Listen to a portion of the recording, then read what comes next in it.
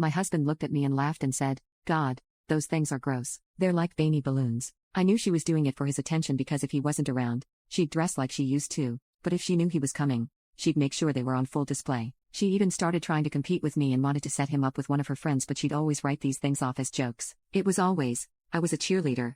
Up was always so mousy and boring in school. How'd someone so outgoing get stuck with someone so introverted like her? Or I can always set you up with one of my friends. You seem like you enjoy mature women. My dad even started calling her out and telling her to get a grip. Last 4th of July, my stepmom really brought out all the stops. She wore a stringy bikini to our family barbecue and just kept trying to knock me down a peg. My dad and I were fed up when she said she'd find my husband a better wife as a joke. My dad unleashed onto her, asking her what qualifications she had when she was a crappy housewife and couldn't even cook oatmeal. He said she's not even fulfilling her wifely duties in bed and that they've been dead in the sheets for months because she can only get wet for a man who's got no interest in her. She cried for days and threatened to leave him, and he welcomed her to do so, but I think deep down, she knew she didn't have much to offer, so she stayed. Their marriage was rocky after that, and even now, they're still together because my dad likes to keep up appearances, and my stepmom doesn't work, has no education past a high school diploma, and likes the cushy lifestyle my dad provides. But when my father and I talk about her, we laugh. Even now she still tries to subtly get at my husband and he laughs at her too. He shows me her texts telling him how cruel my father is to her and how she wishes she had a man like him.